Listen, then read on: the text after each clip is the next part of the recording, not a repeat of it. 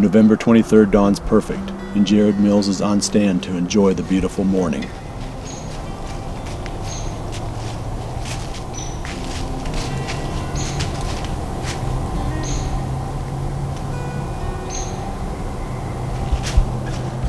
Shortly after daylight here, November 23rd.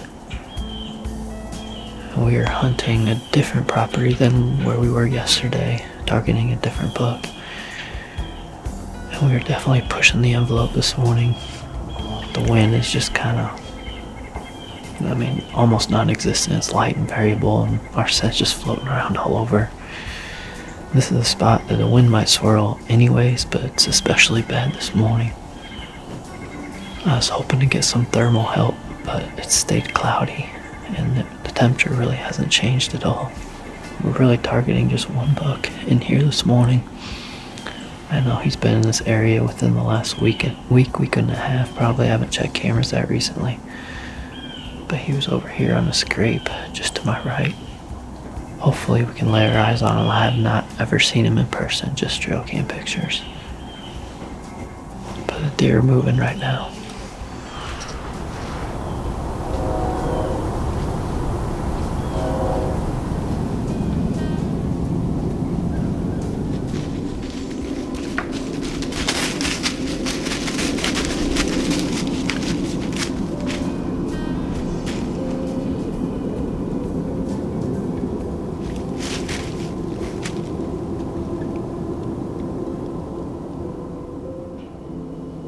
While Jared's action continues, 300 miles to the north in Wisconsin, Hunter Jacobs is set up for opening day. Well, it's about 15 minutes after the opening of the gun season for Wisconsin, and I've already had a decent morning for where I am. I'm sitting out in this swamp area, and it's really easy to hear the deer coming. I saw one pop out, so I decided to put the binocs up on it, and it was actually a decent buck. I don't know if he was a shooter or not. I'm gonna kind of look back at the video to see what he was and really debate, but he ended up walking back with all the does and another buck, and he walked back south even further. And I gave a couple of grunts, and there was nothing really came towards me. So far it's turning out to be a pretty nice day, so keep on sitting and hopefully we can shoot some.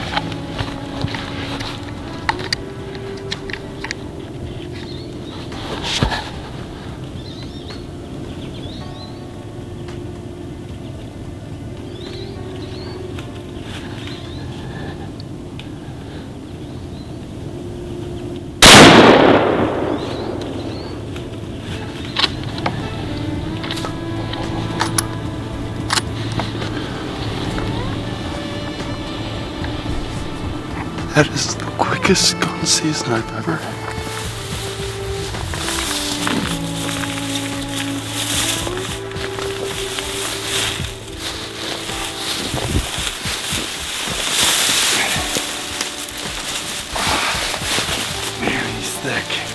didn't really want to do an interview out when we recovered it, just because my dad wanted to sit an all-day hunt down there on the property that we're leasing. He's a beautiful 8-pointer, nice and massive, really comes around, you can see on the beams. And I was waiting for him to give me a perfect shot, and he did come in like 40 yards. I had a one-time shot, so I ended up pulling the trigger and I dropped him right there. I never actually had a buck drop right in their tracks, and that was awesome.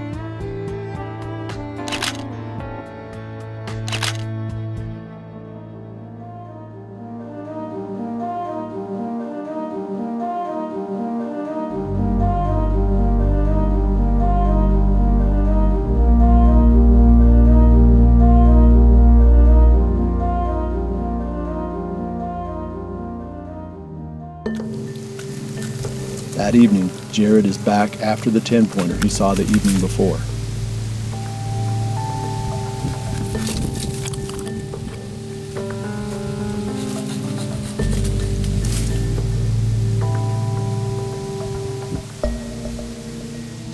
Alright, we're set up, and now we are about 225 yards, so we closed the distance 300 yards. This is about as close as we can get on a westerly wind. I don't love the setup. I'm hoping we can lay eyes on him again. But with this wind and this tree, it's just so far off the field. And my concern is if I call to him, it's going to be so easy for him to get downwind because there's this big buffer strip between us and the field. Fingers crossed for a good evening. We're going to settle in and see how it unfolds.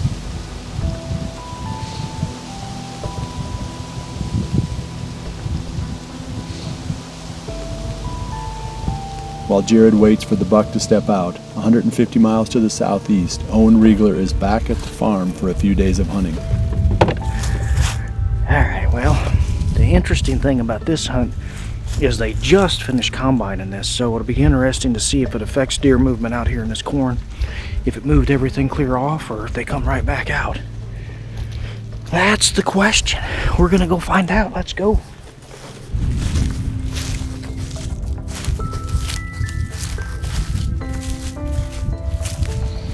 Well, we got just a few days to hunt here, so I've got to get a hunting fix. I really like this spot. We can see quite a ways from here, and there's been just a ton of bucks right here on camera. This very tree I've got a camera on. The one I'd like to see, there's a white 8 in here that's at least 4 or 5 years old. It's a nice looking buck, and there's a couple other really nice ones as well. But it's, I don't even know what time it is, probably 2:30, maybe 3 o'clock. The interesting thing is they just combined this field. And so I don't know if that'll screw us up or they'll just moved off and should come right back. They usually don't get too worked up about the combine, but we'll see how it affects this hunt because there's other corn they can go to just as easily. But hopefully they'll come back this direction. We'll sit in here a while and see how it goes.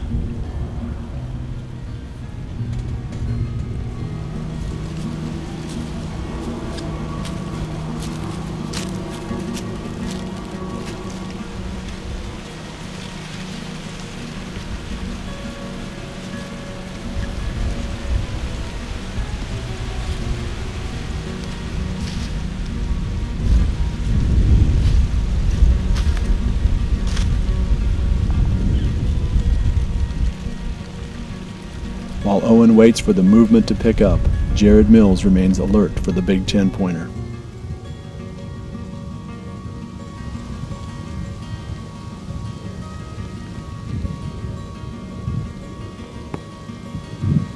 Well, that's hunting for you.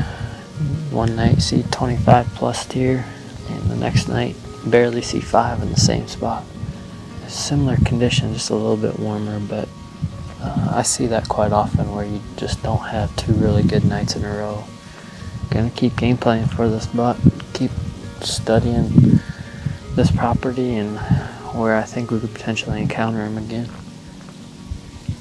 Gonna warm up significantly the next couple days. I don't know how much time we'll spend on this property, but we'll just kind of play it by ear and see how it goes. Hopefully we can get on him soon. Looks like it. Might rattle right now.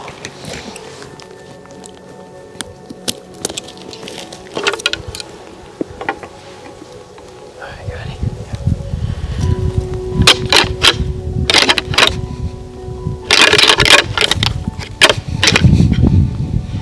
Is he doing anything?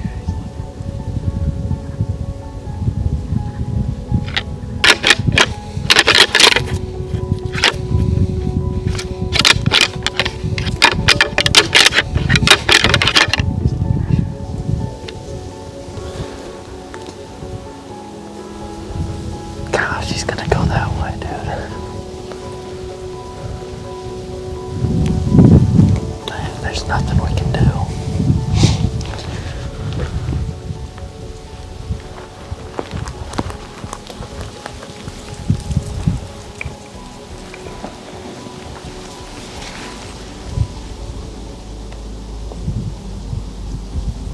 Well, you guys saw what happened after that final interview. He came out with a group of does, and I called to him, and it kills me because I knew better. I knew I should not have called to that deer in that spot.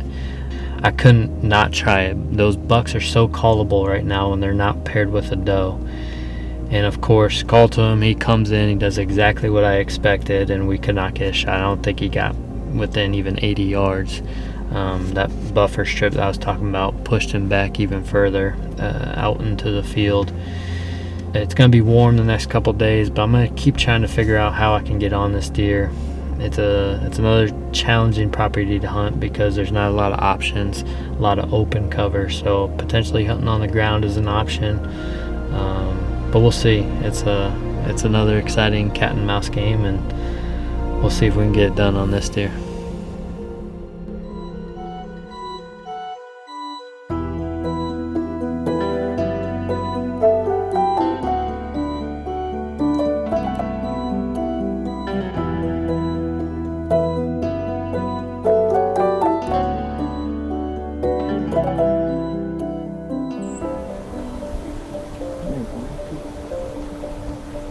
Owen's hunt ends without a mature buck encounter, but the beautiful sunset welcomes him back to his farm after many days of being away. 170 miles to the northeast, Max Mongrello is hunting, but not in a stand. Well, if I look like I just saw a ghost, it's because I just saw a giant deer. Today is November the 23rd. It's just after dark here. I wasn't able to get out and hunt today. I just had a lot of videos to catch up on, editing. But what I did do is get out the last hour and drive on the north end of the public property that me and Josh have been hunting. So I think I know where I'm going in the morning. He crossed coming off the private, going into the public, where I was already thinking about heading in the morning. So I don't think I'm going to get much sleep tonight, but man, I hope I can cross paths with him. Not very great odds, but they get you excited for the morning. Alright, well, here we are, November 24th. I'm self-filming today because Grant is out with Jared and Jake is out with Mike, so I'm kind of sending it. There could be absolutely nothing in here, or he could be in here, who knows, but I'm going to sit late into the morning and then get down and maybe readjust and get back in, so I'm going to be after it all day.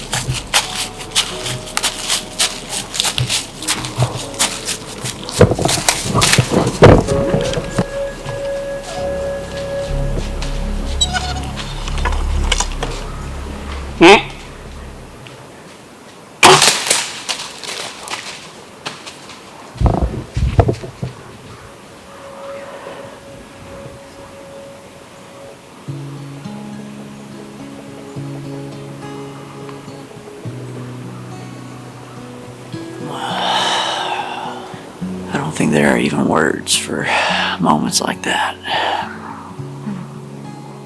I mean, that's the biggest deer I've ever seen in my life.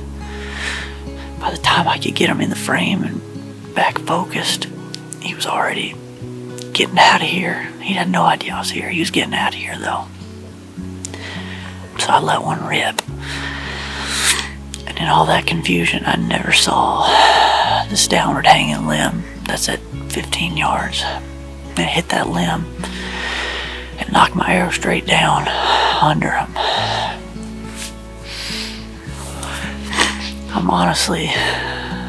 I'm tore up for sure, but I'm so thankful that did not hit that deer. I mean, I'd have been sick.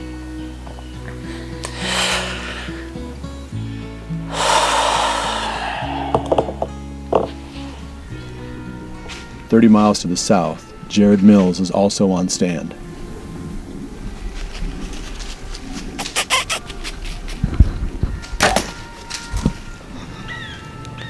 It's the morning of November 24th, and Grant and I made the drive to the project farm this morning. I had a turkey shortly after we got set up, had that hen come running in right down to us, so she's laying dead right there in the path. We both have our bows set up, so essentially if a doe comes on the front side of the tree, Grant's up to bat, and on the back side, I'll be shooting. We're deep in the hardwoods, so we should see movement most of the morning.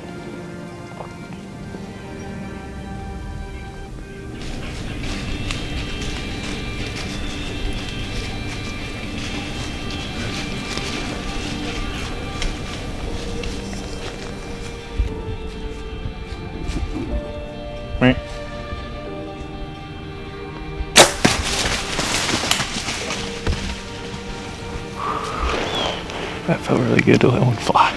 I had an itchy trigger finger this whole season, so hopefully she's not too far away.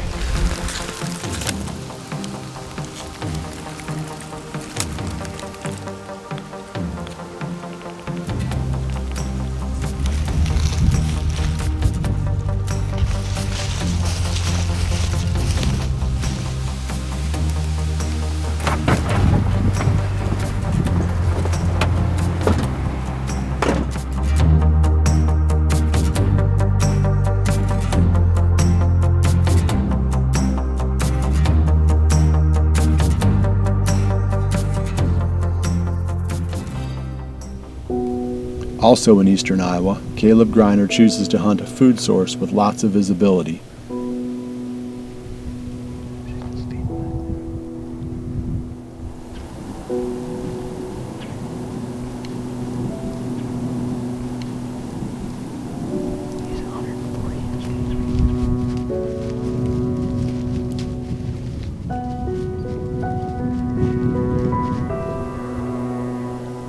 After encountering multiple good bucks, things are looking up for his long-awaited vacation that is soon to follow.